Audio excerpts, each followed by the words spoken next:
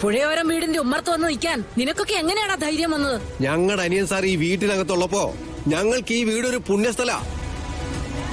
പക്ഷേ അകത്തിരിക്കുന്നത് നിങ്ങൾ രണ്ടുപേരുമാണെങ്കിലേ ഇതൊരു കൊള്ള സങ്കേതമാ. തെരുവിൽ നടന്ന് ടിക്കറ്റ് വിൽക്കുന്നവൻ ഈ ഉമ്മറത്ത് വന്ന് വെല്ലുവിളിക്കുന്നു. വെല്ലുവിളിച്ചാലേ എന്താ കുഴപ്പം മൂർത്തി?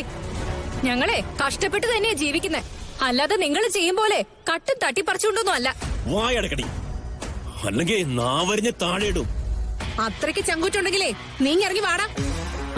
ഞങ്ങള് നാട്ടുകാരെല്ലാരും കൂടിയേ നിങ്ങൾ കോങ്ങി വെച്ചിട്ട് കുറച്ച് കാലമായി.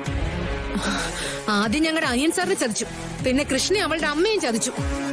ആരൊക്കെ അവരെ സഹായിക്കാൻ ഒരുങ്ങിയോ അവരെയൊക്കെ നിങ്ങൾ ഉപദ്രവിച്ചു.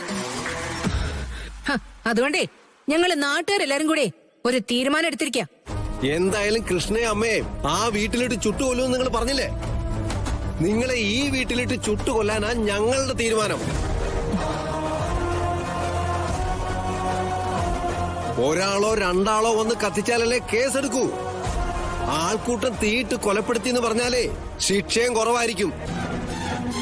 വീടിന് ചുറ്റും മൊത്തം പെട്രോൾ ഒഴിക്കടാ, എന്നിട്ട് തീ കൊടുത്ത്. ഗോപാല, വേണ്ട വേണ്ട, ഞാൻ പറയുന്ന കേക്ക്. ഞങ്ങളെ ഒന്നും ചെയ്യരുത്. വേണ്ട ഗോപാല, മൂർത്തി, വേണ്ട. ഇവന്മാരുടെ ബുദ്ധിമുട്ട് ഞാൻ ഇപ്പൊ തീർത്തു കൊടുക്കാം. പോലീസ് സ്റ്റേഷനിൽ നിന്ന് CI സാർ ഇവിടെ വരുന്നത് വരെയല്ലേ ഉള്ളൂ.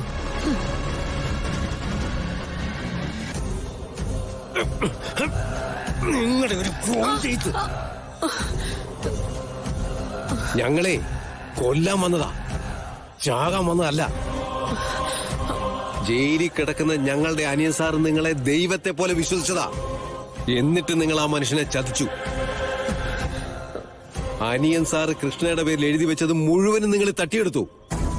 ഇനി നോക്കേണ്ടത് ആ മനുഷ്യൻ പുറത്തിറങ്ങാതിരിക്കാനല്ലേ. നിങ്ങളെ അതിന് ഞങ്ങൾ സമ്മതിക്കത്തില്ല.